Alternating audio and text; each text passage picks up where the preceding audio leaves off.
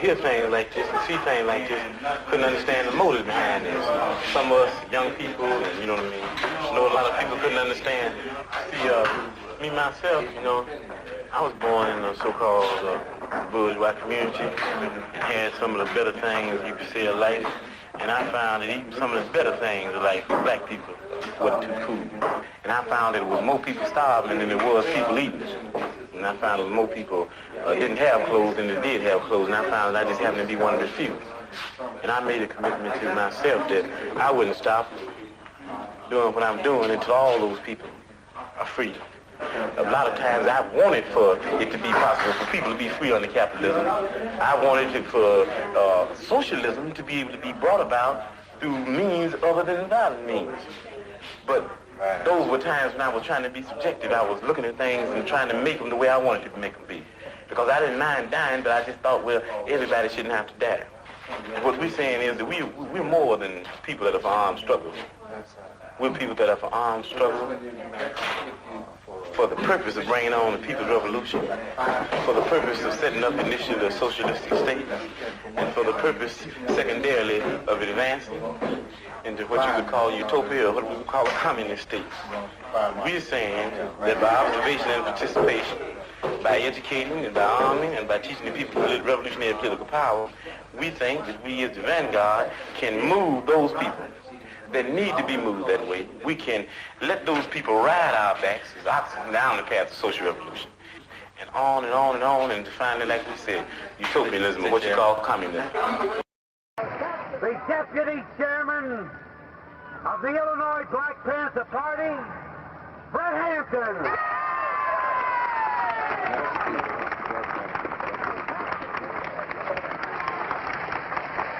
All power to the people.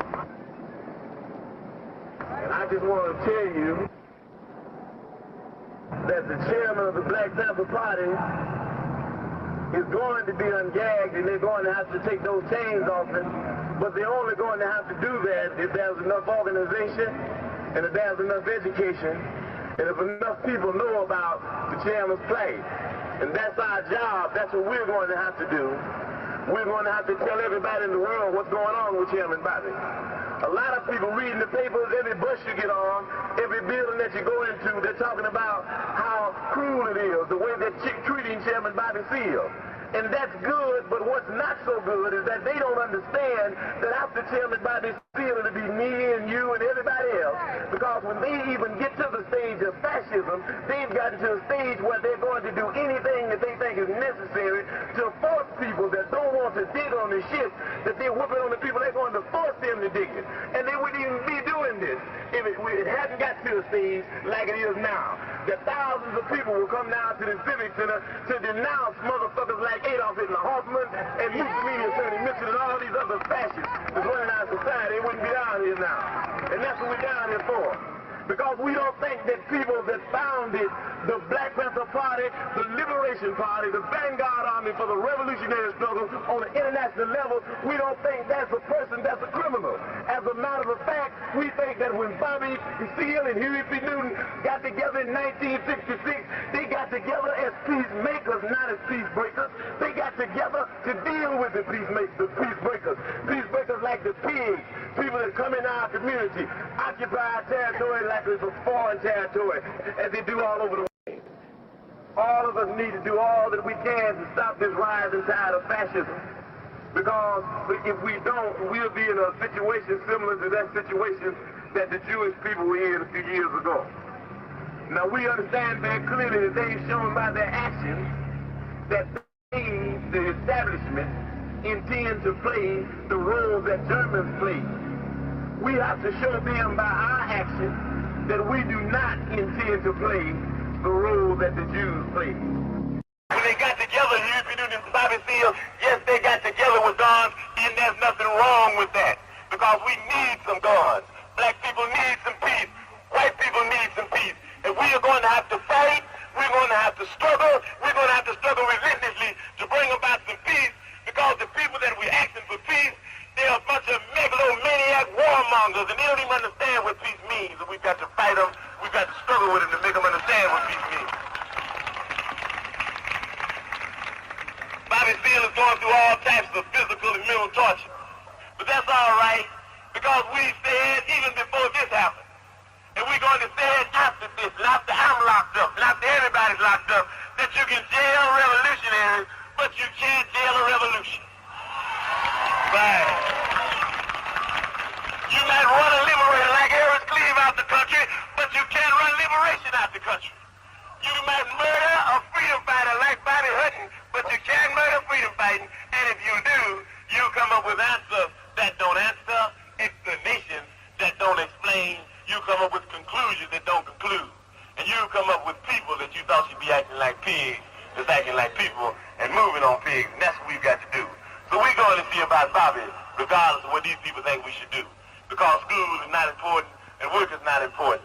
Nothing's more important than stopping fascism, because fascism will stop us all. We're going to see about Bobby, because Bobby came and saw about us. Who are they programmed kids for? You got black Easter, you got black Christmas, you got black brown all day, you got black April Fool. Ain't here toward nobody but black businessmen. And I say that anybody that comes into our community and does any type of situation that does not meet the needs of the masses, that I, Chairman President of the Black Panther Party, says that I catch that nigga by his collar neck and beat him to death with a Black Panther paper. We not doing it.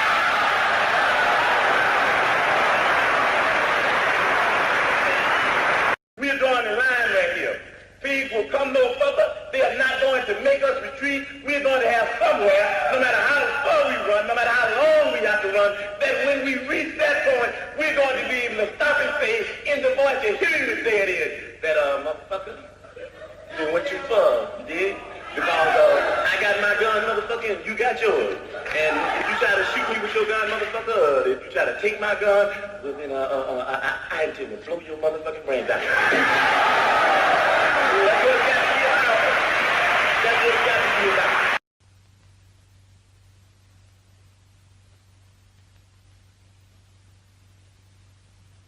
You basically knowing my ideology, basically you knowing me knowing yours, you can support some of our programs. Is that what you're saying? Why not? And you believe in programs like the Breakfast for Children program and free health clinics? Right on, brothers? We believe they're good things. Uh-huh. As a focal point to organize their mothers and fathers. Uh-huh. Peace. Mm-hmm. There's no educational program here? That's come out of social action. You know, you set that up, brother. I mean, we can't put everything on one piece of paper. What about this bank? Credit unions? Mm-hmm. Credit unions. Credit union, my brother. Is a bank. Are you hip to credit unions? It is a bank. Yeah, you go and borrow money? Yeah, it's a bank. It's a bank. Owned by the people. Run for the people. And by the people. What would money be given out to people for? Well, the people would decide that. You want to buy, you know, whatever, you know, the people in the community decide. You need some living room furniture, maybe? You need a car, maybe? See, the thing is with me, you dig, I need to know some more about it. I wish you had some more literature about the educational thing here. Because, you dig, as far as we're concerned, you know, in the struggle, when we look at struggle, is that this depends on the educational thing, you dig. Because this depends on the education. Well, the whole thing. No, but in the end, this does. You can form this with no education. You can form this and this. No, not the way we're talking about forming it. You know, right. We're talking about forming it right. You know, it's not on the paper. We didn't write it on the paper. You can form it right with no education. No. Let me give you an example. Jomo Kenyatta formed the excellent revolution with no education. And on the day of the end thing, Jomo told the motherfucker, said, well, you know, you've been educated hate the enemy, but I'm your brother. I'll help you lead the revolution. Now I'm more pressure.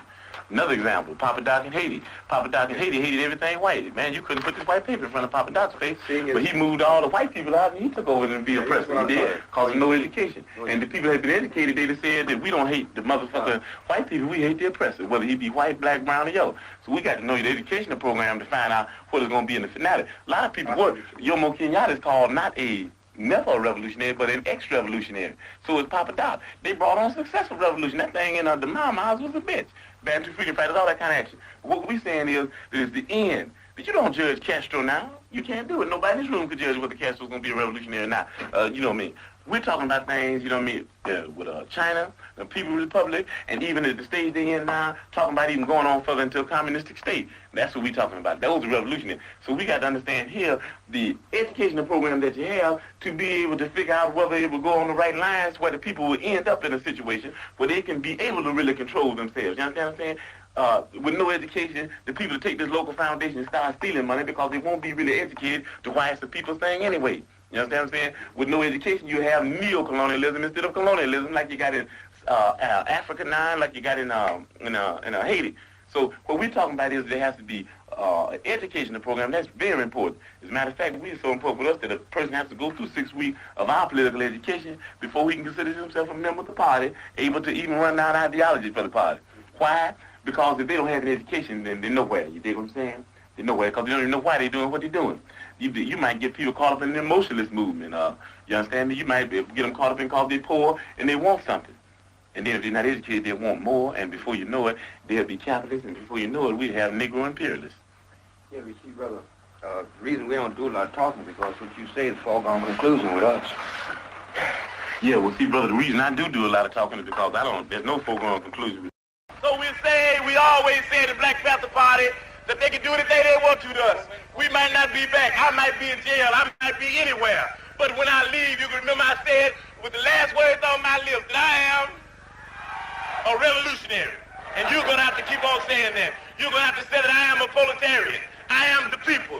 I'm not the pig. You've got to make a distinction. And the people are going to have to attack the pigs. The people are going to have to stand up against the pigs.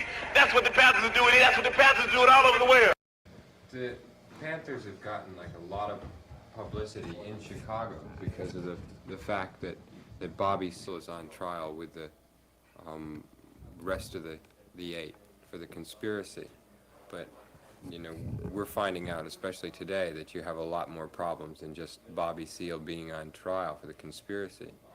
And like, I think maybe it'd be interesting to find out, since we're doing thing on Chicago, exactly, you know, what some of the specific problems are right now in Chicago. We know about a little bit about the lunch thing and about the health clinic, how that was shut down, but you know, especially you, Fred, because you know, like, you're the leader, you're the chairman here for Illinois, is that? Yeah. And so maybe if you could just wrap some of the stuff that you think is really specific, that especially to Chicago, and then in general, whatever. But maybe we could start with that. We got a lot of problems in Chicago. Our Deputy Minister of Defense, Bobby Rush, is out on 2 appeals for gun charges. I'm out on an appeal for trumped-up robbery, and we got around 9 people still locked up in jail. We have 2 people still locked up in jail from a July 30th shootout we had with the pigs, and we have around 4 or 5 more still locked up from the last ambush at the office on a week ago Saturday, I think. And these people are people that work hard for the party here in Chicago, and the main thing that we believe caused the vamp on the office leads right back to what you were talking about, the chairman being in Chicago.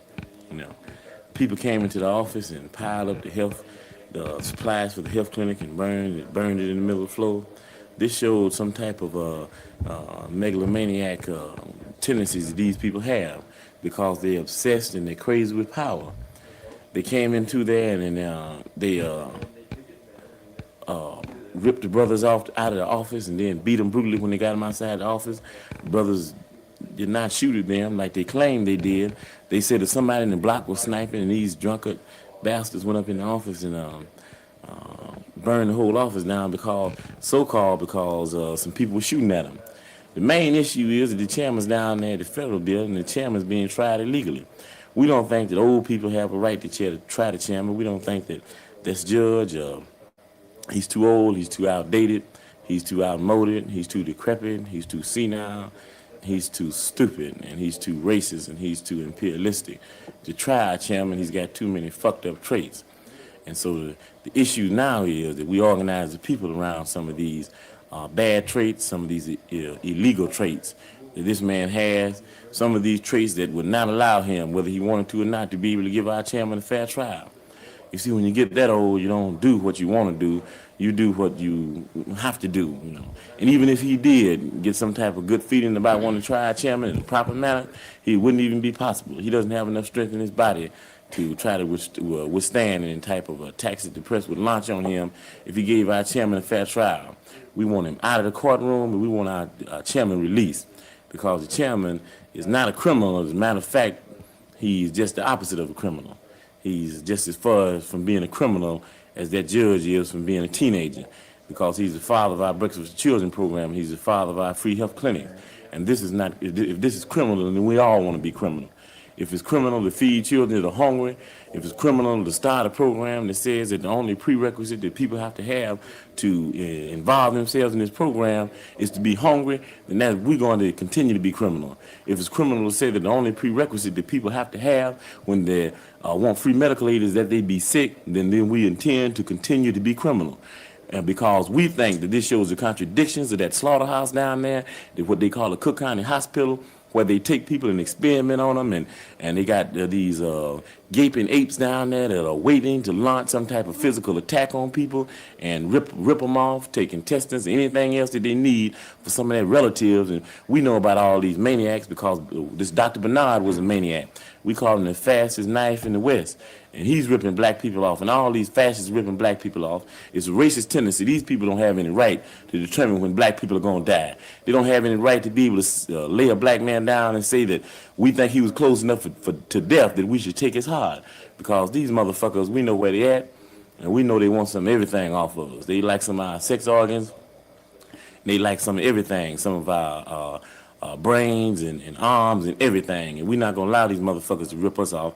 We know that with the way this fascism is going, it'll be around 3 weeks and you won't be able to go in and get a physical checkup. Every time people go in there, they'll come out and he just died and he had a common cold or anything, and the motherfucker, he just died, and it just happened that another person was in there who needed a heart, and we took his heart and gave him to this other man. We think there's too much racism, there's too much fascism, there's too much imperialism to allow these people to play with our lives in general and play with our chairman's life in specific. This man has no right, and this is what the people have to understand. We out here trying to educate, trying to inform, trying to organize, and trying to teach the people some revolutionary political power and have them to arm themselves. We know that once the people are armed, those people cannot be oppressed, and they cannot be repressed without any type of retaliation, and retaliation is the only thing in the world that's ever going to stop fascism. It's not a question of nonviolence or violence. The question is between resistance to this fascism or either non-existence within fascism. Like, talking about retaliation then, when they do bust in and like shoot up your office and burn the money and do the things that have been pretty well documented, I guess, that they do, what do you do? Because you can't call the police, you know, like you can't have the pigs come in to check on the pigs, right? You don't need to call the police. If you read the papers, you find that there are a whole lot of policemen that end up in the hospital, and we just found out something, you know, the people just found it out maybe.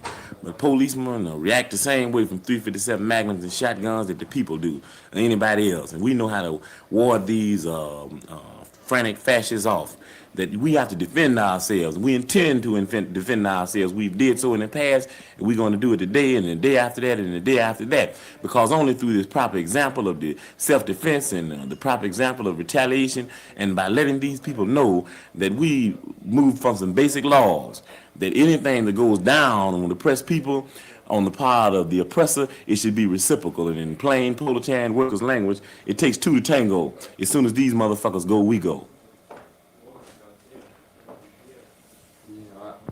I just, how do you go about, like, a lot of people that are outside the black community who haven't been harassed till now, like, or even people in the black community that don't really know where the Panthers are at or haven't for a while, you know, like, even the suburban people, how do you tell them that you are defending yourselves? All they hear, you know, like they see Black Panthers, violence, just like they see maybe hippies and violence or SDS and violence, and they think that, you know, like that's all you want to do is get guns.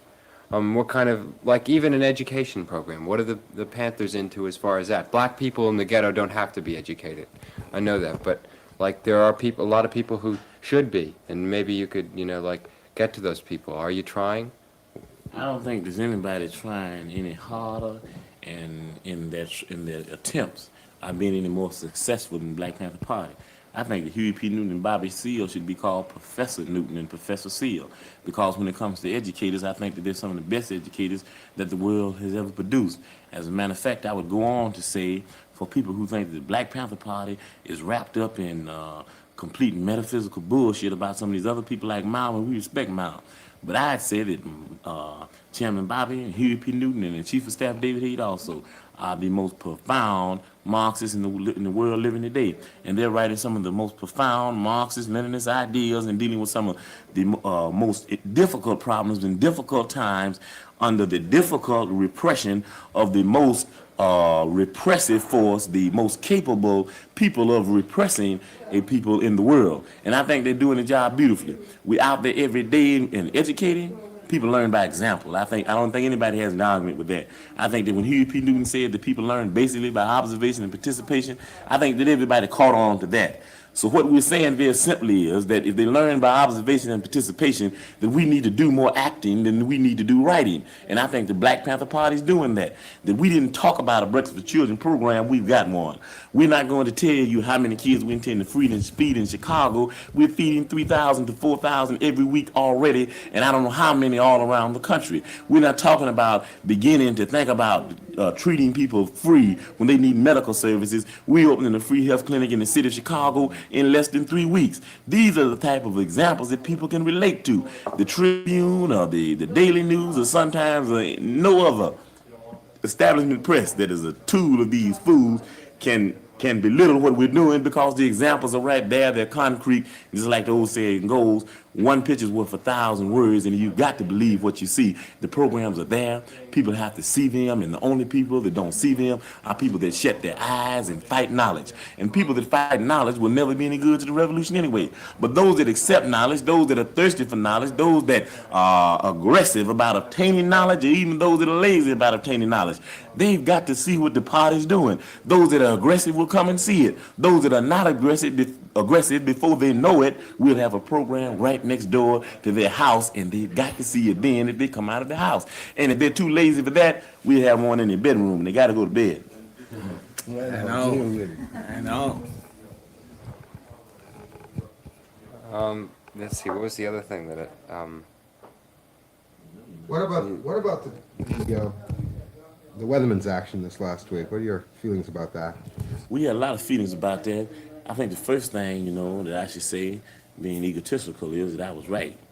That they were a bunch of anarchistic, custoristic, muddlehead, scatterbrained fools, And we call them custoristic because they're people who lead people in the slaughter, and you can never tell them anything. We think that this type of action is criminal, We think that it was premature, and it was, and when we saw it, we thought it was on the brink of anarchism, and when we saw the plans, we thought it was on the brink of anarchism. When we saw it in action, we knew very clearly that that's what it was. It was anarchism. It was a lot of spontaneity, a lot of things that some leaders had gotten together and fronted the people off, led them into situations of premature confrontations that there's no way in the world that these people could deal with.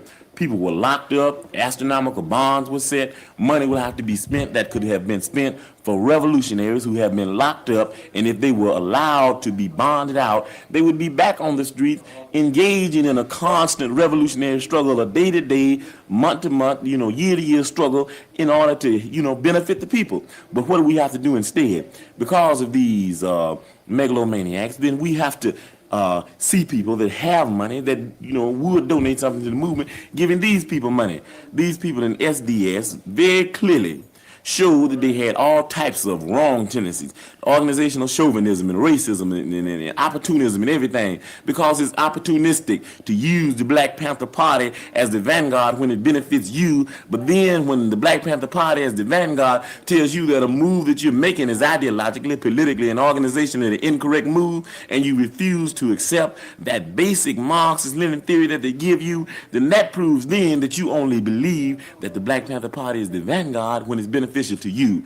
That is the definition very clearly of an opportunist, and that's what they are. They're opportunists. We say this: that there's a difference between the vanguard and the people, whether I like it or you like it, anybody else likes it. The definition says that we are supposed to educate the people and teach them the correct way to carry out a revolutionary struggle. Now, whenever these fools get to thinking that they the vanguard, then they're out of their mind because they have to be the people. The first move to commit to prove to yourself that you understand you the people is to listen to the vanguard. They refuse to do that. They refuse all knowledge.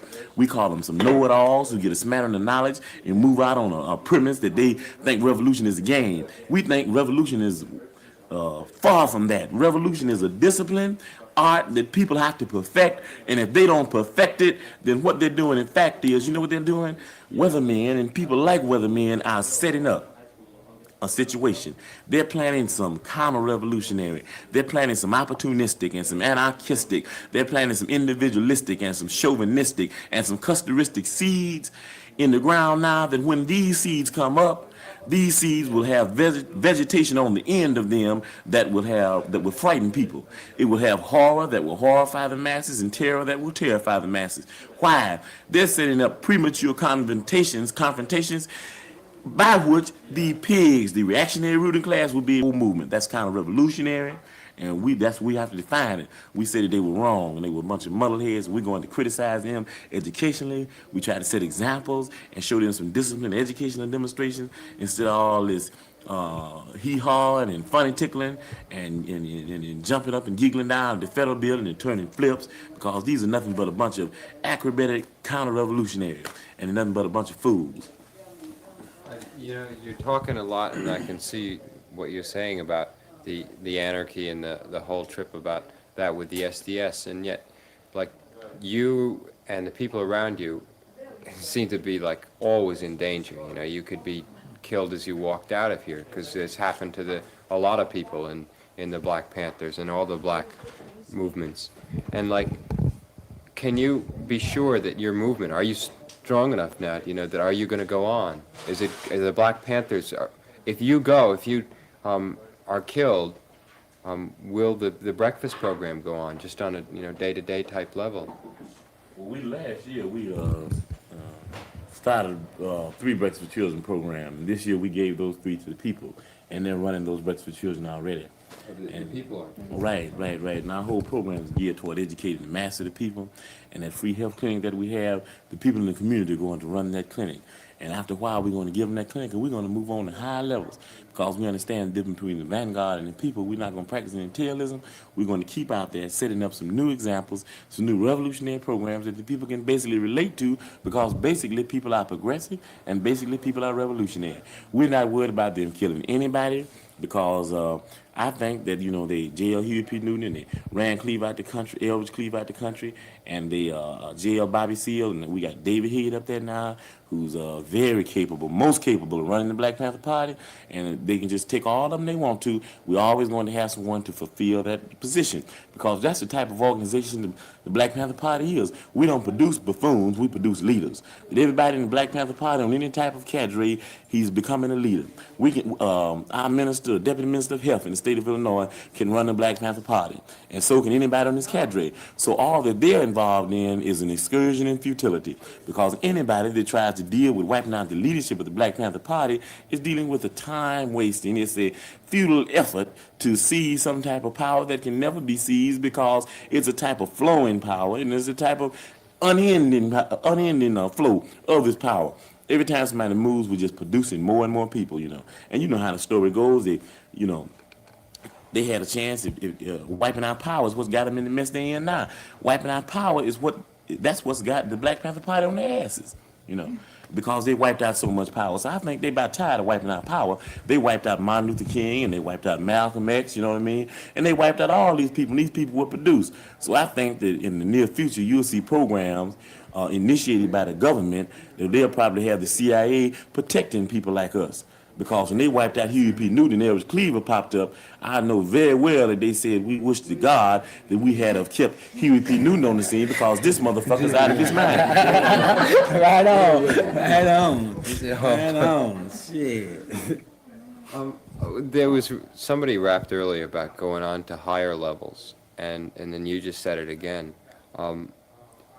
That's and then you qualified it by talking about, like, no new programs. But like, what about higher levels? What are higher levels right now? What would you like to move on to besides like what you're doing now? I think the first thing we want to move on, we're moving on it already, is the decentralization of the police. You know, we need to, you see, a lot of people, you know, one basic hang up we have with some people in our 10-point program is they say, I just can't understand why y'all want all those people let out of jail, you know. And some of them are crazy and some of them are rape people. You know, so what we want to do is we want to lock up some of these so-called insane people on the streets and get them out of the community, you know. And a lot of people make jokes. They say, well, every time you go by a mental institution, they're hollering at you saying you're crazy. I don't know if that's, you know, incorrect on the part of those people, you know. I think that, see, it's a difference, you know what I mean? You have priorities. If you had a maniac that had to be loose, I'd rather have him on the streets, walking around every day, than running the country. Now, we had a maniac with Lyndon Baines Johnson who started all kind of wars, you know what I mean? That's a megalomaniac. And you can look, Webster says that. I didn't write the dictionary. That's a megalomaniac. They pronounce it megalomaniac, but I like to say megalomaniac. Now, then you got Nixon now, who's a fascist, megalomaniac himself. He's on the streets loose. Attorney Mitchell is a maniac. This pig who was stealing all those guns is a maniac. All these maniacs, but look what they're doing. They control the destinies of people's lives. So let's let some of these small time maniacs out in order to lock up some of the big time maniacs, you know. And so we're not worried about any of that. We're talking about, we said move to a higher level. We're moving to a level whereby the people are going to take over control of their destiny. They're going to take over control of their community. And the first way of doing this is dealing with the most integral part of the fascist three-way oppression. We said demagogic lying politicians and avaricious greedy businessmen, and we say fascist pig cops. But the one that's most evident, the one that's closest, the one that's more clear, the one that's more defined in the black community is those fascist pig cops. So what we are saying is, if the people can deal with these fools, then we would have taken a revolutionary step, a revolutionary leap, I should say. So that's the program that we think is going to move things to a high level. It's going to raise some contradictions. It's going to cause some antagonistic contradictions. We're prepared to deal with them, and we think the people are prepared to deal with them. They like to say that our people are not armed, but we're not worried about that. And if you don't think they're armed, go down to Presbyterian St. Luke and ask all them pigs laying up there that I don't know what happened to them, you know. If they were shot with BB guns or slingshots or what. But it's a whole lot of them in the hospital. You ought to go down there and talk to them. And I talked to one today, and he verified what I've been saying for years. He said the black community is armed, and they're tired of us pigs. What are your feelings about this trial, and what's the significance for the black community? The only thing I see that the trial is going to be significant in is that it gives people a chance to organize around fascism before it wipes us out. You know, I don't think that we should get into too much of a habit of calling this a trial. It's nothing but a hecatomb, you know. There's no sense in, you know, using words that we're not supposed to be using, you know. We know better than that. We wouldn't call this bottle here a cup because that's just not what it is. It might be close to that. Now, they do have a jury. They're holding this bullshit in the courtroom, but that doesn't make it a trial, if you understand what I'm saying, you see. Just because people drive cars, if you put a monkey in a car and he's driving a car, that doesn't mean that he's people, does it? That means he's just a monkey in a people's car. And that's all that shit is just some bullshit in the people's courtroom, and that's what we're going to move to a level to get that shit out of the courtroom because it's improper, it's irregular, it's illegal, it's ill-timed, it's uncouth, it's every bad thing that a person could think of. Now, anybody knows that, you see, what they should do is go in there and reestablish and rearrange the whole thing because we know very well that the main objective is locking up our chairman, you know. We think that Hoffman, the first move that should be made is Hoffman should be tried and to see whether or not he's mentally capable of trying anybody. You see, people don't get this old, you know yourself, if a person was that old and if he had a job in a laundromat, just getting soap and water for people, that they would want to investigate him. You know how after every now and then, when you get so old, they give you a new driver's license test. He needs to be tried again to see if he still has common sense. And I think, you know what I mean, I think that I could be, in that case, what they call him?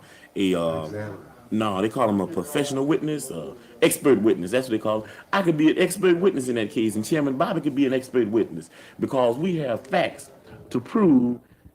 World. We teaching people how to defend themselves and how to be armed, and there's nothing wrong with that. The only people that don't want you to have any guns are people that intend to use guns on you.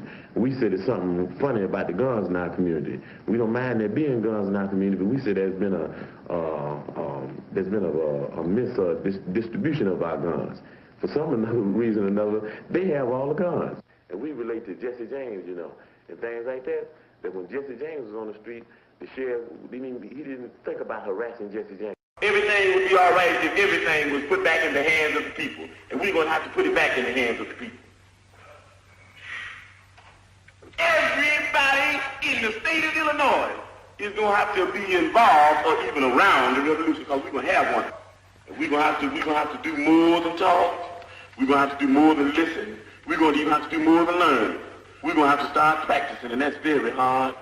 We're going to have to start getting out there with the people. And a lot of times we think we're better than the people. That's an insult, and that's criminal. It's going to take a lot of hard work. That's what the Breakthrough Children program is. A lot of people think it's charity, but what does it do? It takes the people from a stage to another stage to another stage. And any program that's revolutionary is an advanced program. Revolution is change. Honey, and you just keep on changing. That's what we do. We take the people in there and take them through those changes, and before you know it, they are in fact not only knowing what socialism is, they don't even have to know what it is. They're endorsing, and they're participating, and they're observing, and they're supporting socialism. That's the people thing. Socialism is the people. You're afraid of yourself. If you're afraid of socialism, you're afraid of yourself. I'm the deputy chairman of the state of Illinois Black Panther Party, Fred Hampton.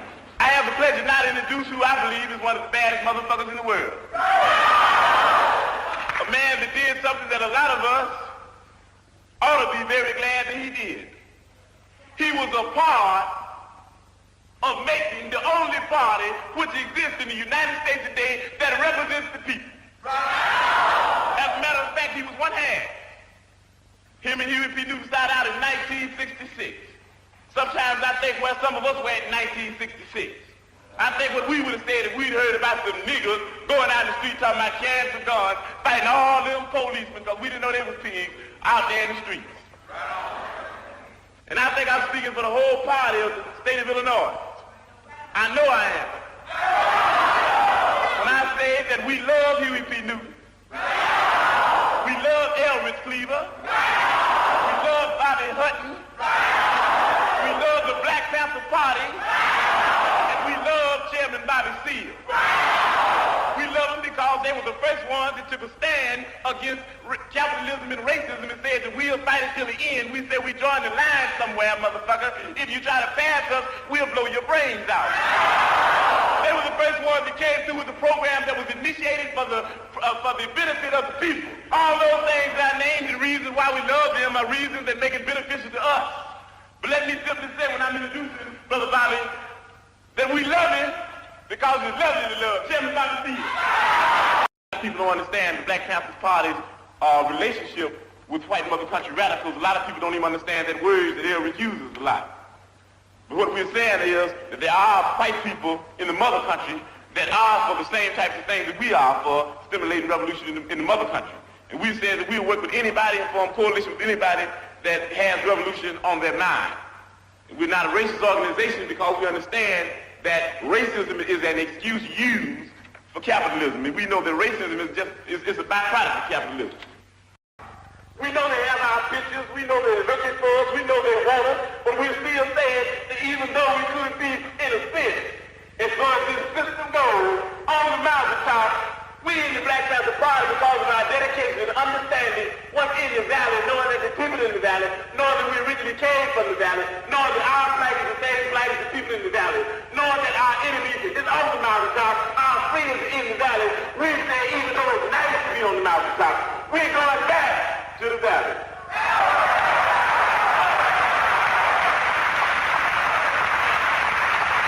I be in the office every day. I be in the streets propagandizing every day. I be working with everybody every day. I be teaching that solidarity is the thing. The end of a complete wipeout of imperialism is the thing. So if you're going to be thinking about me, that's what Bobby would be teaching. If you're going to be thinking about us, all we say is ain't no thing about going nowhere, getting killed. All we want to know is that you're doing what we'd be doing if we were here. And you got to do that. You can't do it unless you believe that you can do it. In the spirit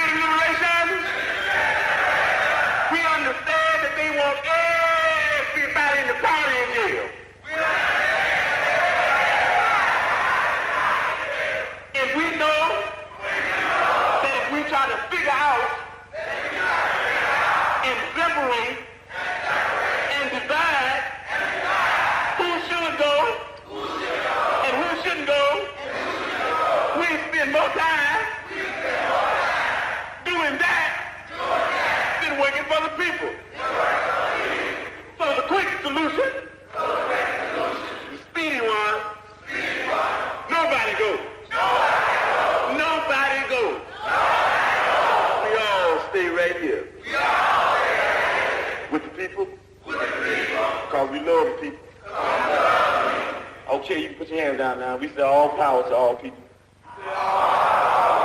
We say white power to white people. Brown power to brown people. Yellow power to yellow people. Black power to black people. X power to those that we left out. We say Panther power to the Vanguard Party. When you leave here, you say the last word, before you go to bed tonight, say I am a revolutionary. Make that the last word. In case you don't wake up, then somebody might believe it and you might, end up in what they call it, revolutionary happy hunting grounds.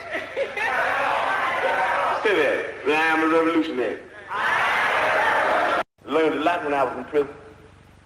I had an educational process, a learning process. Sometimes I started thinking about some of the action that's going to be taken against me and other members of the party, and I said, I don't know why I'm not scared. You know what I define as being? I define as being a people high. I define as being high off the people. You high? I'm high. You understand what I'm saying?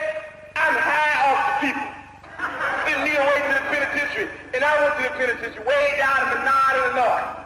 I'm thinking, I said, well, I'm way down here in the country. I might can't hear no people. When I got to Menard, I myself, even being in the Vanguard, had to get on my knees and learn from the people. I had to put my ear to the ground. And when I put my ear to the ground, I heard a beat. Here's that beat. Always hear the beat for the rest of my life. Feel all right about the beat? Give me a beat now. Come on now. Ain't you high? If you high? If you high? I'm high. I'm high. Oh, I'm high. Oh, I'm high. Oh, I'm high.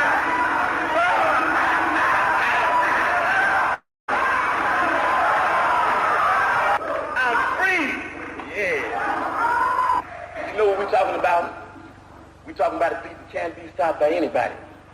We're talking about we're going to make some changes in this system. Why do I have a lot of arrests? Because of harassment. Why is that harassment? Because the people that harass me have set up a problem that made me disagree with them violently, and they set up this problem in order to exploit me and other people like me. And why they want to get rid of me? Because I'm saying something that might wake up some other exploited people and some other oppressed people. And if all these people ever get together, then these pigs that are exploiting us, we'll be able to run them into the lake. That's why they want to get rid of us. And it's just, it's sort of like a primary thing with me. I'm the first move that they'll make. I'm a part of the organization that will be the first organization they'll move on, because I happen to be a part of the organization, the Black Panther Party. That is the only organization, in fact, that has came out and stood up loud and clear and said that we don't care what anybody says, whether they have guns or not and badges or 18 uniforms. If whenever they step outside the bounds of legality into the bounds of illegality, then we'll blow their brains out if they're bothering the people. And what makes them mad about that? They're constantly bothering the people. Anybody that's out there for the protection of the people happens to be in direct conflict with them. What makes them mad about it? What makes them mad about it is that they have black people and white poor people and red poor people and Puerto Rican poor people and Latin American Puerto Rican people of poor people of all descents. They had them caught up in movements based on racism when the Black Panther Party stood up and said that we don't care what anybody says. We don't think you fight fire with fire fists. We think you fight fire with water fists. We're going to fight racism, not with racism, but we're going to fight with solidarity. We said we're not going to fight capitalism with black capitalism, but we're going to fight it with socialism. We stood up and said we're not going to fight reactionary pigs and reactionary state's attorneys like this and reactionary state's attorneys like Hanrahan with any other reactions on our part. We're going to fight their reactions with all of us people to get together and have an international proletarian revolution. Right on. And that's saying all power to the people. Right on. That's saying that no matter what color you are, there's only two classes. And that's saying there's a class over here and there's a class over there. And the reason that this class over here has never did anything to get this class off its back, because this is lower, this is upper, this is the oppressed, this is the oppressor, this is the exploited, this is the exploiter. And these people in this class have divided themselves. They say, I'm black and I hate white people. I'm white and I hate black people. I'm Latin American and I hate hillbillies. I'm hillbilly and I hate Indians. So we fighting amongst each other. And you heard the testimony of pigs here. You got pigs of all colors. You know that. You got pigs that are white. You got pigs that are black. You even got pigs that are black and white. Propagating the same type of madness that this buffoon Henry had would be propagating if he were here himself.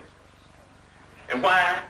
Because they want to keep you to believing that I'm your enemy, and that everybody else that's black and that wears a lot of hair on his head and hair on his face, they want to keep you thinking that he's your enemy. Why?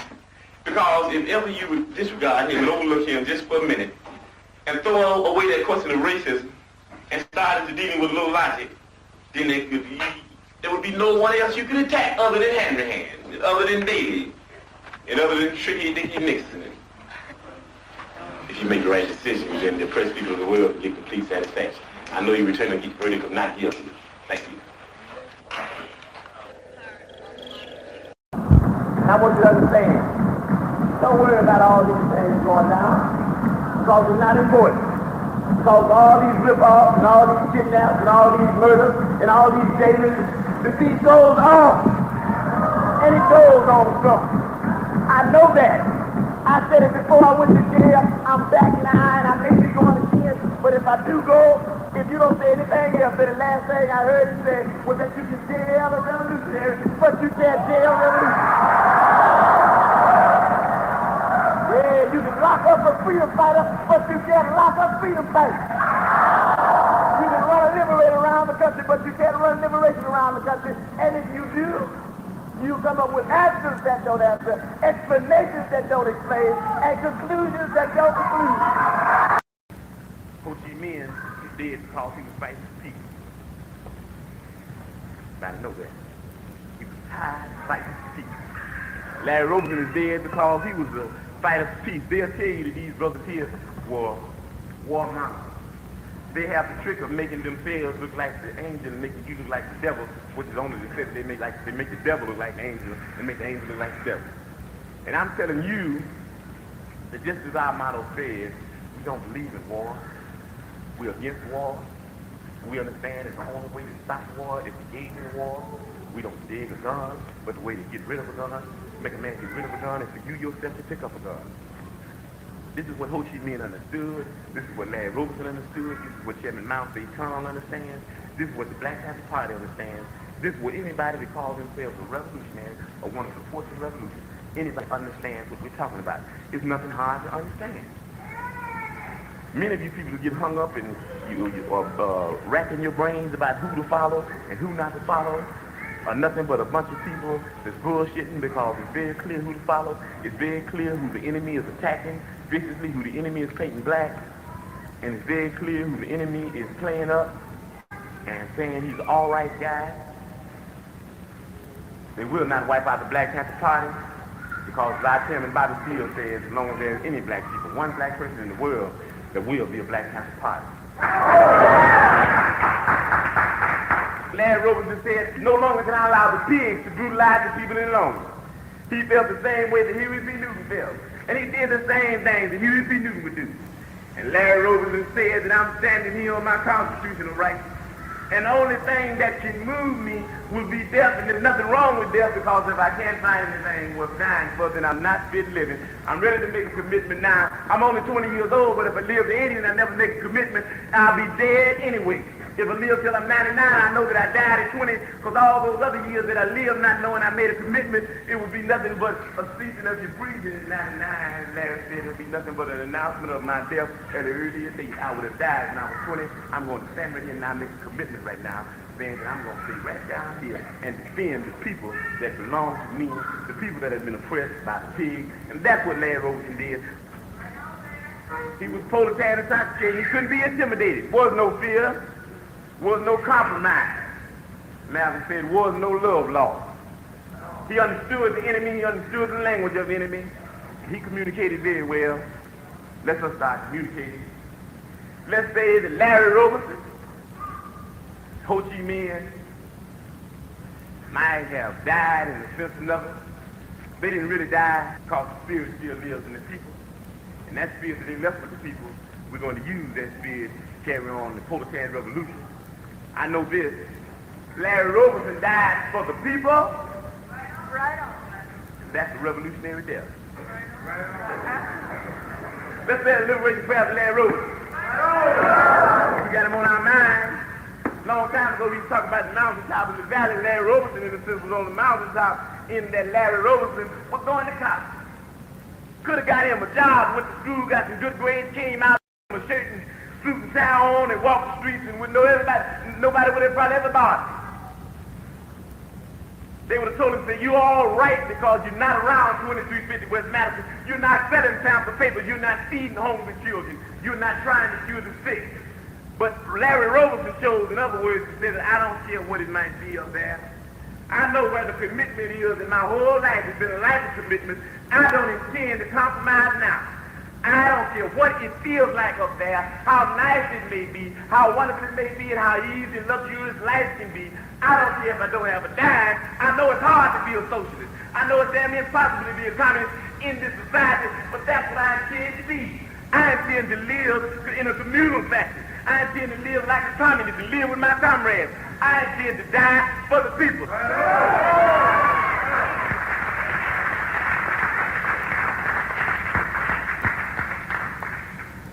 Revolutionary power to Ho Chi Minh, the revolutionary power to Larry Roberson,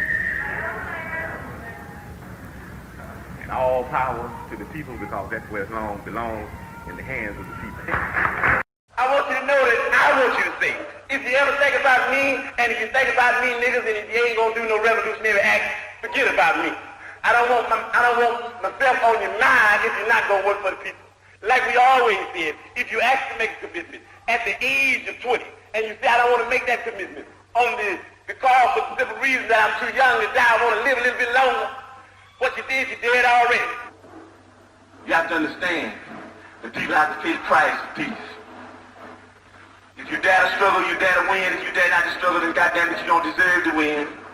Let me say peace to you if you're willing to fight for it. Let me say it in the spirit of liberation. I've been gone for a little while. At least my body's been gone. You ain't got to repeat after me. At least my body's been gone for a little while. But I'm back now, and I believe that I'm back to stay. I believe that I'm going to do my job, and I believe that I was born not to die in a car wreck. I don't believe I'm going to die in a car wreck. I don't believe I'm going to die from slipping on a piece of ice. I don't believe I'm going to die because I got a bad heart. I don't believe I'm going to die because of lung cancer. I believe that I'm going to be able to die in the thing that I was born for. I believe that I'm going to be able to die high off the people. I believe that I will be able to die as a revolutionary in the international revolutionary proletarian struggle. And I hope that each one of you will be able to die in the international proletarian revolutionary struggle and be able to live in it. And I think that struggle is going to come. Why don't you live for the people? Why don't you struggle for the people? Why don't you die for the people?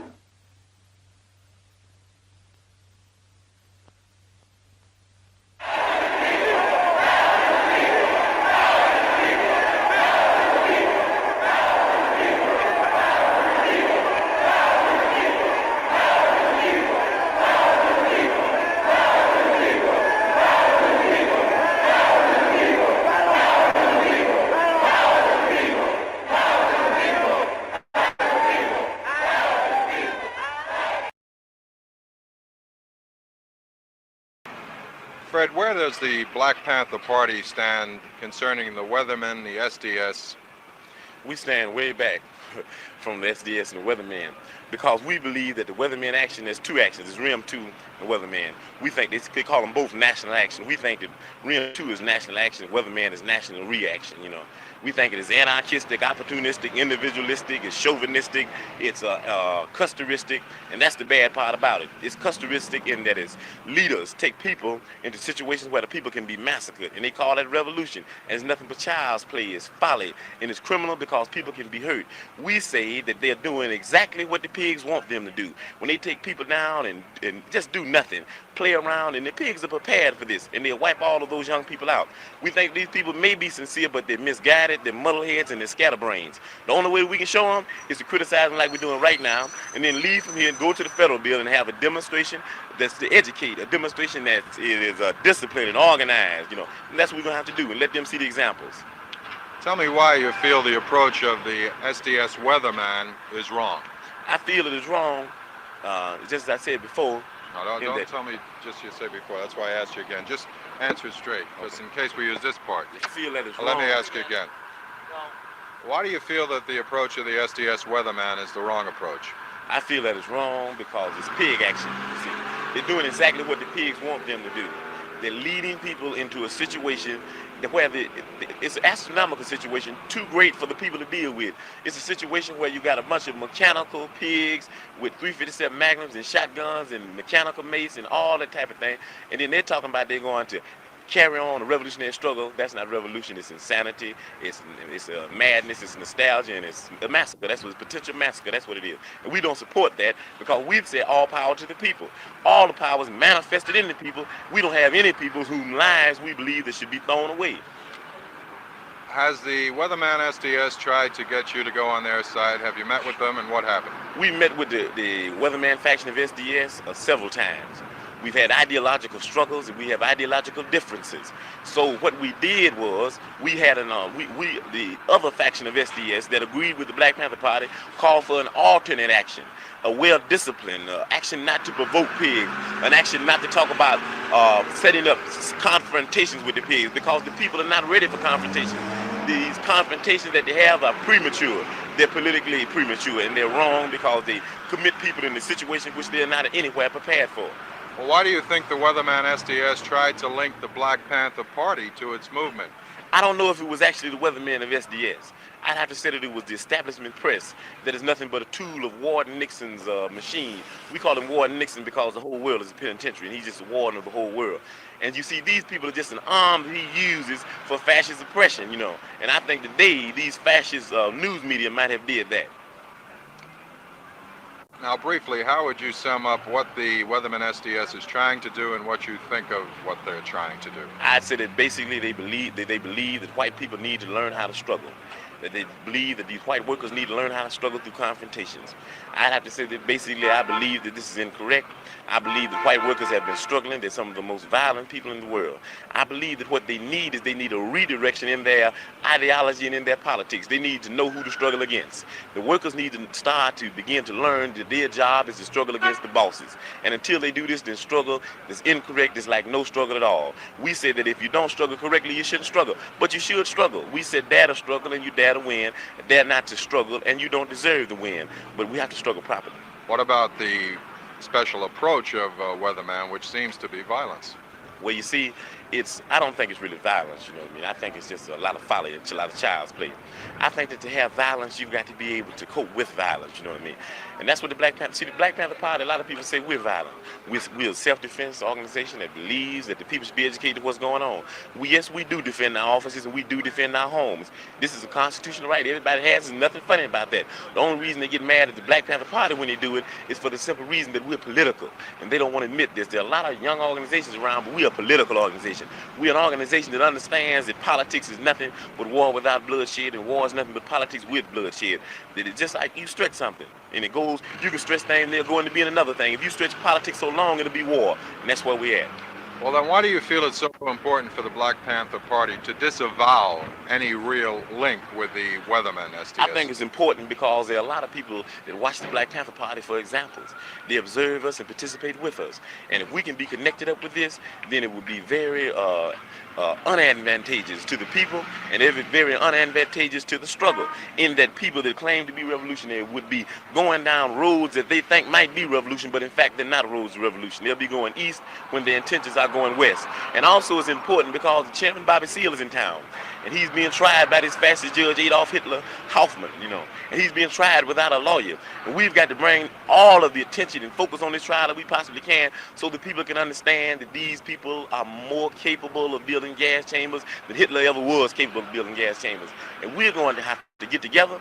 We're going to have some anti-gas chamber marches, and some anti-fascism marches, and some anti-Hitler Hoffman marches, and some anti-Mussolini Attorney General Mitchell marches, and some anti-Daley and some anti-Hammerhead marches. These are the things we're going to have to do. The people need to be educated. If they're educated, we can resist and we can stop this fascism. Okay. All right. Thanks for giving us the second shot. Okay. Good. Go, Howard. Fred, the weatherman branch of the SDS seems to be giving the impression that the Black Panther Party is with them. No, the Black Panther Party is not with weathermen. Let me explain very clearly that we believe that action like that is action of insanity. It's not a revolution even. You see, going out in the streets and getting people shot and killed and maimed, that's insanity. It's chauvinistic and it's custoristic. And when we say custoristic, we mean it's a type of action on the part of a leadership that would lead people into the same thing that Custer led them in. We believe that all action around that the Weatherman faction is going to turn out to be the Little Bighorn. And we're not getting involved in any Little Bighorns in the city of Chicago. The Black Panther Party intends to support anything that is disciplined, anything that does not provoke violence on the part of the pig power structure, because this is what they want to do. They want to kill some people. And these leaders are nothing but leaders who have custoristic tendencies. They will lead people into slaughters, and we think that that's it's criminal to the people. It's a crime against the people. Cut it for a minute. That's real good. Now I want to put it just one other way. I'm going to ask you, why don't you... Go. Fred, why doesn't the Black Panther Party support the tactics of the Weathermen SDS?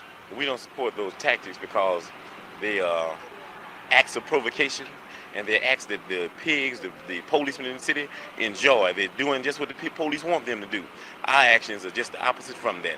We are educating the people to the wrongs that the pigs commit to the fascists around the country, and I think that's the proper way to do the thing. Has the Weathermen tried to curry favor with the Black Panthers? Right, we've had several discussions with the Weathermen, and we've tried to talk them out of a lot of their anarchistic demonstrations that they have planned here. We tell them that we don't believe in demonstration for the sake of demonstration. We believe in demonstration for the sake of education, and we still go on that basic theory. We believe that people need to be educated if we're ever going to defend ourselves against the fascism that's running rampant in the United States of America and all over the world today. How violent do you think the Weathermen are looking to become? I don't think it's really a question of violence. I think it's a we call it muddleheadedness. You know what I mean? I think how muddlehead will they become is the question. How masochistic and anarchistic will they become? You know what I mean? How much will they enjoy seeing people slaughtered in the streets before they come around and get them a plan of well-disciplined, well-organized type of education and demonstration where the people can be saved. We say all power to the people, and all power is manifested in the people. We don't have any people to just throw away and throw their lives away. We think that people that throw the people's lives away in these types of counter-revolutionary folly, those people are criminals and they should be judged as such. And these people that commit crimes against the people should try them and indict them and sentence them. Tell me, Fred, because the Black Panther Party feels this way and because the Panthers have been linked with Weathermen through the Weathermen, have you tried in any way to dissuade the Weathermen to stop them from this kind of tactic? We've talked to Weathermen time and time again, you know what I mean, and told them that we thought this was wrong. And let me say this, I don't believe these people I think they're some sincere people, but I think they're a little mixed up. That's why I be very careful about the word I use. I try to use words like muddle-headed, you know what I mean, and scatterbrains. That's what they are. They're some young people who really have some revolutionary fervor, but they don't know how to direct that fervor. So what we're going to have to do is try to rechannel that into some type of revolutionary discipline. I think if anybody looks at us, we're an example. We try to set examples for the people. The Black Panther Party is the most disciplined organization in the country, and the pigs still attack the Black Panther Party office. So that shows that we're still doing something to the power structure, but we don't have to do it in a way where we put people's lives on the line. That's not necessary, and we try to tell them that. Okay, tell me what else you want to get off your chest. I'd like to tell you know, there's one thing that's very important to the people, that they see that so-called trial at the federal building is nothing but what I call a hecatomb. It's a public sacrifice where they're slaughtering the leaders of the people, and the only way we're going to stop that is the people resist that, you know what I mean? Because it's not a question of non-violence or violence, it's a question of resistance to fascism, a non-existence. And this is what we're going to have to deal with. We're going to have to go down to the federal building and deal with that judge, we call him Judge Adolf Hitler Hoffman, and deal with the Attorney General Mussolini Mitchell. All these people that have these fascist tendencies, they have this society is more technical than the German society ever was. They are going to be a better and more adequate gas chambers, and we've got to be prepared to deal with that. Education is the only way. We've got to educate the people. You got anything else you want to say? No, not particularly. All right. Look, just want to do some... Well, would you say that the demonstration today was in any way a provocation to the police or not? Yes, I think it was definitely a provocation of the police, you know, because, you see, it was made clear through all the people that spoke for the Black Panther Party that we were down there for one thing and one thing only, to show massive support around Chairman Bobby Seale. And if anything, when there were even a chance, when there was even a chance of an outbreak, the party tried to quell this outbreak with its field marshals and the people that was on the microphone at the time that the outbreak occurred. But even with all of the vigilance that the party had displayed, and most of the black people in the crowd, we still had some anarchists, whatever you want to call them, provocateurs, people that tried to overshadow what we were trying to do down there for Chairman Bobby. And even today, this evening, I found a situation where people in Babylon are trying to overshadow some of the good that the Black Panther Party is trying to do. And we were supposed to be opening up a free medical center with absolutely free medical care for the people on 16th and Springfield, on the west side of Chicago. And a group of people on that west side of Chicago told us that they didn't want us to open that medical center. A group of young people over there. And they didn't give us any logical reasons that they didn't want us to open the medical center, except that this area that the medical center was in, quote unquote, they ran it. This was their turf, you know. And what I'm saying is that there's nothing about the medical center that is not good for the people. And we don't know whether we're going to open it or not, because we're not going to allow anyone to belittle us or to grab us by our revolutionary coattails and drag us down into humbug and gangbang style of attacking the problem. We're going to open that health clinic. No matter where we open it, we're going to open it, and we think that the people in that community will force these provocateurs and these idiots to allow the health center to be open in that community, because it's going to do nothing but good for the people. Well, do you think that there is more that you agree on and disagree on as far as the white, middle-class, radical left and the Panthers? What do you do with that? I think that we agree with a lot of things they do, but I couldn't say it was more things than we disagree with, you know. And when you say that, it's hard to say, and I don't even know if I want to say that really, because that's a hard question to answer, because it's not specific enough. You know, there's so many groups. You have to get more specific and talk about specific groups and specific people. Because, like he said, there are a lot of people that are anarchists. We don't support that in any group. And I think that's the criteria we should use for judging people. You know, and I think that's the criteria we have to use for judging organizations, you know, that whether or not they, you know, support the ideology of spontaneity, or whether they believe in, you know, revolutionary theory, you know, and putting that revolutionary theory into some type of revolutionary practice. And, you know, but some people don't do that. Those people that don't do that, and not saying whether they're more or less, those people that don't do that, then we can't support that. We can't support anarchism on the part of blacks, whites, red, yellow, anybody else's. And I think that a lot of this, what we call anarchism, you know, I think it's, you know, on the borderline, and a lot of it is even past the borderline of being a provocation instigated by some of these pigs, you know. Okay, well, look at here. Look at here. You sit over here and thought about all that jail time he had behind his motherfucking back and say, I got the rap too. Our deputy minister thinking he got to say so. This is Bobby Rush, deputy minister of defense for the state of Illinois. Bad motherfucker. You can tell the way that Chairman Bobby Seale feels the way about Huey Newton. I feel the same way about Bobby Rush. We didn't start the Black Panther Party, but we do know this, that we are some bad motherfuckers. The Black Panther Party don't remain in the state of Illinois. You know, sometimes we get to talking and I go to court, and they say, well, Fred, I come back and Rush said, Fred, we got to keep you on the streets. Then Rush will go to court, he'll come back and I say, Rush, we got to keep you on the streets. And after we just went back and forth, we decided that we like each other so well, goddammit, we both gonna stay on the motherfucking street. Ain't nobody going nowhere. They ain't taking us nowhere. We're gonna stay right here with the people. We're going to have to move, and we got to move fast, we got to move hard, and we're going to have to move organized to be able to keep Bobby Rush on the streets. They got our field secretary, Nathaniel Jr. up against the wall. They got our Minister of Information, Chops, up against the wall. Everybody, even got Chairman Fred up against the wall. Everybody against the wall. They ain't talking about giving folks 20 years. Talking about giving me 20 years. They get for ice cream truck robbery. That's right. $71 worth of ice cream, 710 ice cream bars. I might be big, but I can't eat 710 ice cream bars.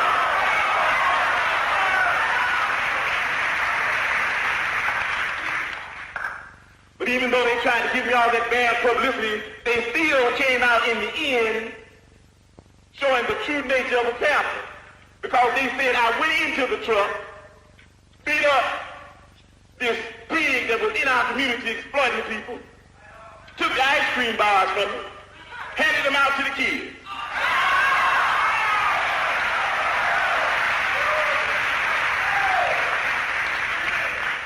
Even though they made me a thief, they made me a Robin Hood type thief. Gave to the people. Here's a man who represents the people, Deputy Minister of Defense for the state of Illinois, bad motherfucker. A brother of mine, a brother I've been working with a long time, and going to continue to work with. I'm going to eat with him, I'm going to sleep with him, I'm going to die with him, I'm going to live with him, I'm going to lead with him. Bobby Rush.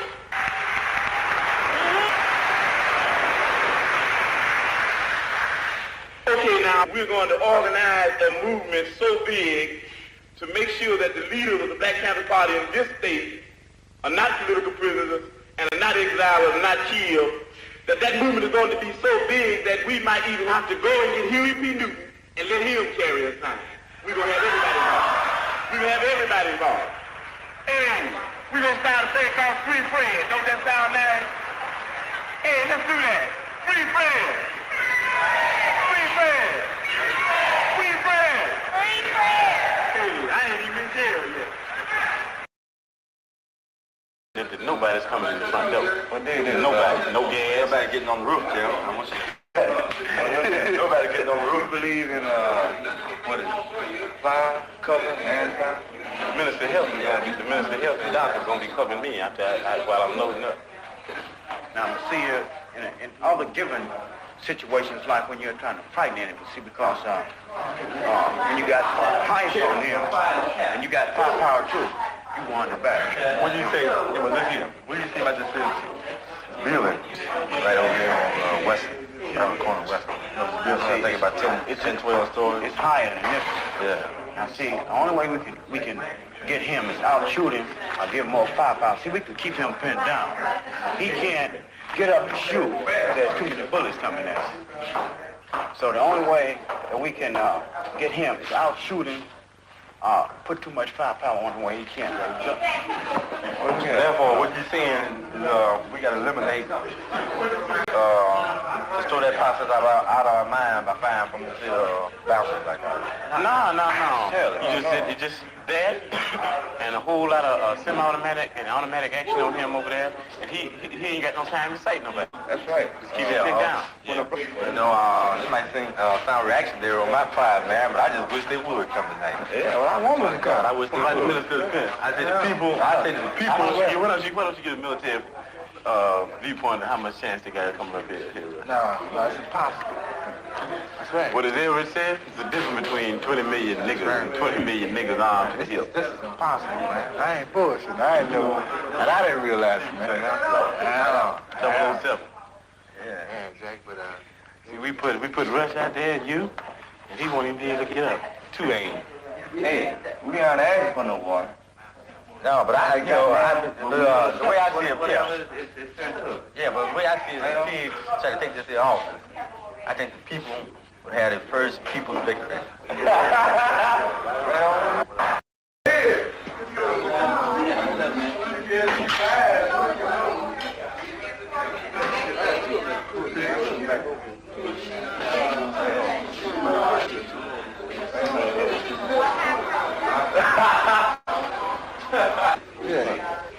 Marxism consists of thousands of troops, but they all boil down to one center, fighting to rebel. You dig it? Panther headquarters. A police raid is expected. We're praying that Hand leads the charge. Praying he leads the charge. I said that the kids were checking out tonight. I do. We go out there, let's go out there. You can't get them all. Yeah, but they'll be here. We don't know what time they'll be here, but we think they'll be here.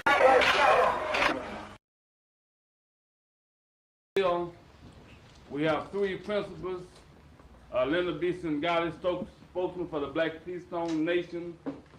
On my far left, Fred Hampton, chairman of Illinois Black Panther Party.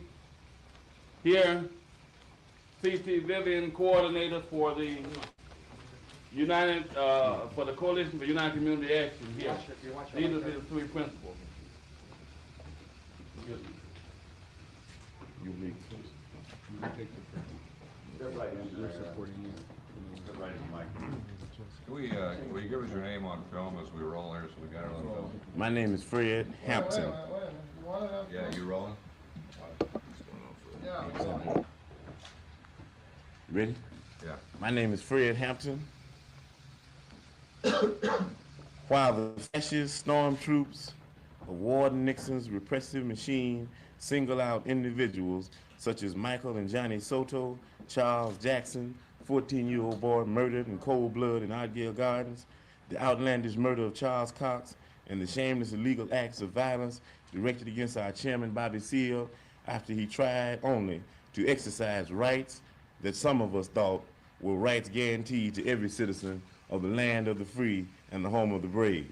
In the midst of all of these acts of overt fascism, the establishment press, those people in the press that make the decisions of what goes in and what goes out, respond as mere apologists and ideological servants of American fascism and international imperialism.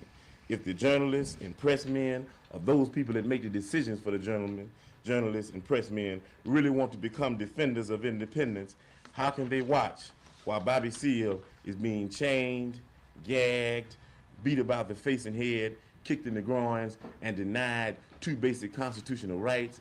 First, denied the right of counsel of his own choice in the name of Charles R. Gary. Second, being denied the right to defend himself. While these people that make the decisions about what goes in the media sit back with arms folded. We demand of these people in the press to come out resolutely in protest of the fascistic acts of Judge Adolf Hitler Hoffman. Journalists and newsmen can never remain mere recorders of facts and onlookers in fascist times. Because of this, we demand of responsible members of our up until now apologetic press to wield their mighty pens to right the errors that are being made by these megalomaniac fascists here at home and abroad. We ask that all people denounce these brutal acts being directed against Bobby Seale in specific, and we the people of Babylon in general. And when we say that, we mean that there's a very clear case of systematic genocide attempted to be put on the black community in the form of all of the youth in the community. If there's ever to be eternal peace in our communities, then we've got to fight and struggle relentlessly against these hangmen like Hanrahan, who continually perpetuate violence here at home and act as warmongers abroad. If we're going to stop fascism in America, then we've certainly got to stop that hecatomb down in Chicago. And when we say hecatomb, you look it up in the dictionary to tell you that it's a public sacrifice. It's not a trial, and that's what we call it, hecatomb. Also, I'd like to read the demand that we have in our Black Panther Party paper. It says, we demand that the United States government drop the trumped-up conspiracy charges against the Conspiracy 8, and that Rennie Davis and Dave Dillinger be allowed to return to Hanoi, where they would be met by our Minister of Information, Elridge Cleaver, so that the three of them could discuss with the Vietnamese the freeing of Americans now held prisoners of war in exchange for the dropping of all charges against our Minister of Defense, Huey P. Newton, and our chairman and leader of the party, Bobby Seale. This proposed freedom of political prisoners in exchange for prisoners of war could only be ignored by a government that has no concern for its poor, its peace-loving, its non-white, and its soldiers, and even less concern for peace.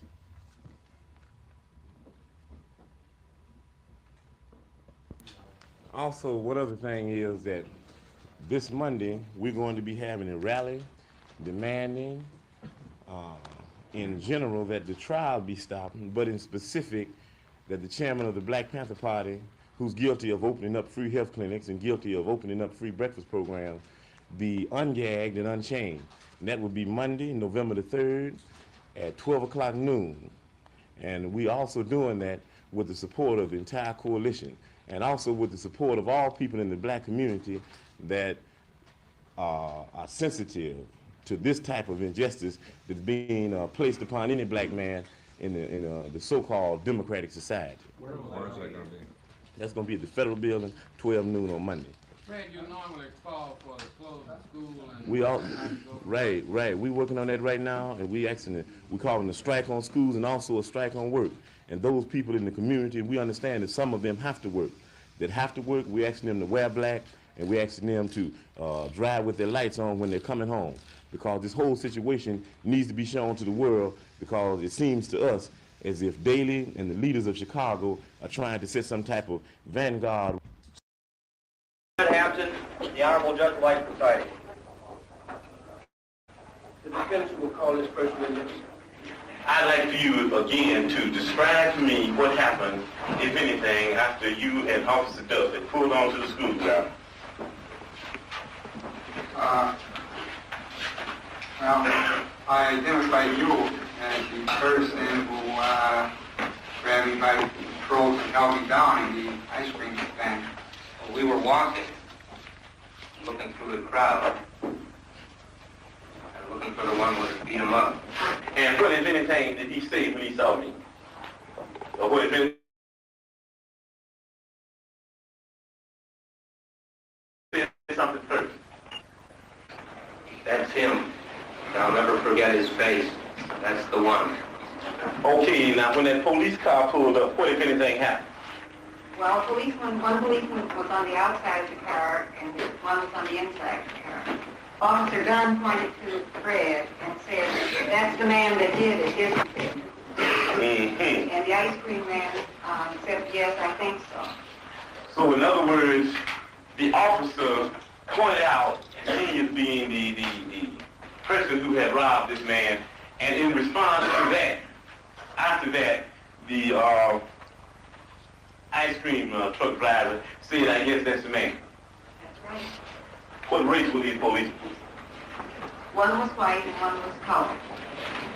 Right on.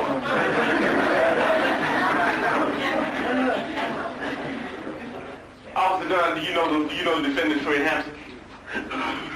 Yes, I know Fred Hampton. Do you know basically what Fred Hampton stands for? Politically. No, I don't. Officer Don, do you know the situation that poor people, black people and white poor people and red people and brown people are in this country today?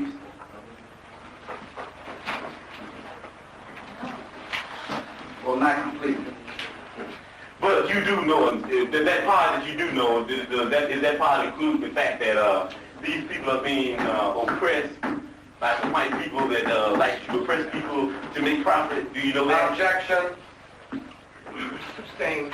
Let me rephrase the question. Do you know that a whole lot of blood-sucking pigs are Do you know? Do you think you're free, Officer Dunn? Yes, I think I'm free. No more questions, Officer Dunn. God help you.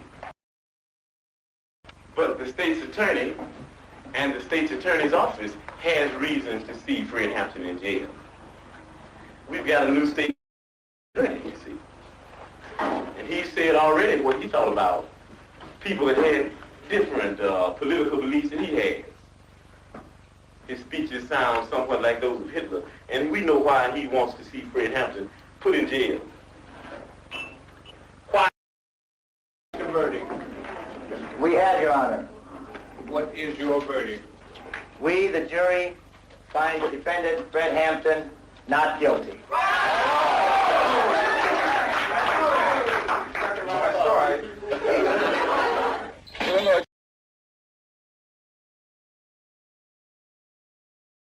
Praise Nat Turner, glory to Garvey, and long live the spirit of the Honorable Dr. Khalid Abdul Muhammad.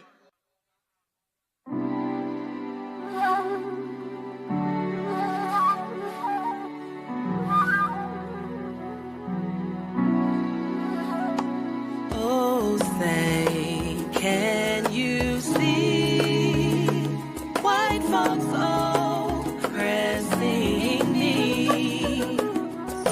sacrifice few for their lives and plan my people's demise,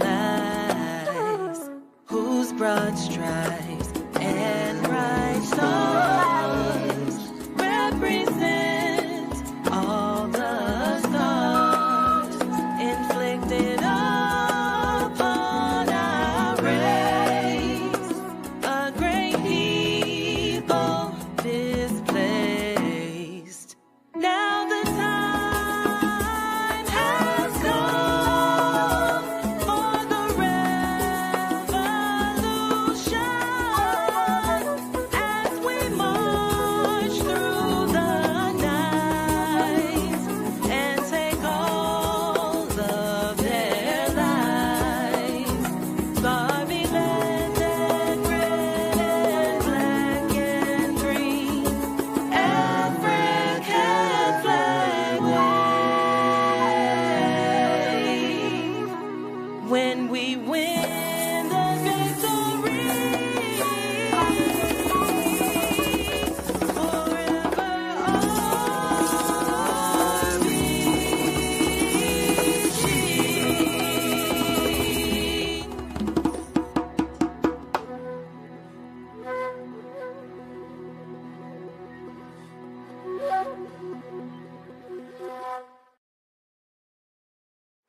Introduce yourself, let them know what it's about.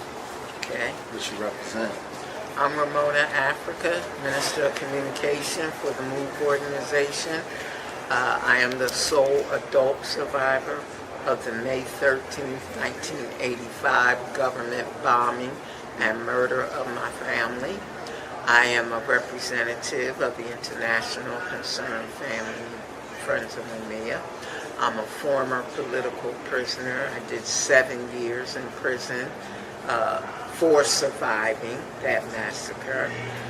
But most importantly, I am a revolutionary disciple of John Africa, MOVE's founder. And I don't hesitate or back up or apologize for saying I am a revolutionary. This time I follow the stars. This time I follow the stars. This time I follow the stars. This time Nah, I ain't got a lot of views or a bunch of fake followers, that's not the move. But from the solid type, I'm approved. Stuff for who I'm comfortable. What I got to prove? Zach tried to warn me. Most were not before me. Won't like it or post a comment, but they watch your story. Might be yanking sleep, but they eyes beyond me. Won't believe till I'm on that podcast with Nori. Or Flat TV, next to Lazada BP. Envy run me like See the God and Angela Yee. And got a nerve to tell me keep working. Like I don't know, they hope I fool, keep lurking. Creating my own wave, keep surfing. Spitting pain is a layup like G. Gervin. Big play for lyricism returning. So many accolades, Pete earned them. I came to set it, tell them lay embedded. Just have my money straight, I ain't taking debit. They ain't gotta like me long as they respect it. And the ones that fronted on me know that they regret it. I'm making way more noise than they expected. Control the game while they the contestants. Legendary King P's, and I'm here to make it great for MCs. Again, I chose to make a lane before I played the game. So never in jeopardy to gain a name. I knew the sun would shine for all the days of rain. I wish everybody would. Can y'all say the same? Unify, die, unify, die. Let's build each other up instead of crucify. Unify, die, unify, die. The best is yet to come. Follow the signs. Some just had a skill and some don't. Some will and some won't. But who am I to judge? Well respected and connected, making moves, but I done plug. Westbrook flows and boots, I drop a triple dub. They hoping I lose, but they know how I move. Stand on my lonely, letting nothing hold me, showing I prove. Shine bright, me and this mic tight like Smokey and Cube. Stick together, these peasants don't want no smoke, keep it cool. Please advise them, stop imitating, I see them jotting. City on my back in this way and I need no proxing. Lane tanking they stuff, no need to mop them. Ain't fading PZ, ACDC, I keep it rocking. Grew up in the time when they was junior black mobbing. I was on the stoop wildin', bumping Coochie rap bobble. On the rise, I see it vivid. Up the top, no need to script it. On my grind of reaching ticket, planes are stopping me, forget it. Jewel dropper, solid as a rock, I move proper. Got true honor, my word is my bond. Superb with wordplay, I ain't got a curse when I rhyme. None before me, none to come. First of my kind, can't spin me with a 360. Put way too many hours in. Time to strip in the city. Babies need empowerment. Hurt me staying bottled in. Murder rate towering. The game been in need of relief. Is you following? I chose to make a lane before I played the game. So never in jeopardy to gain a name. I knew the sun would shine for all the days of rain. I wish everybody would. Can y'all say the same? Unify, die, unify, die. Let's build each other up instead of crucify. Unify, die, unify, die. The best is yet to come. Follow the signs.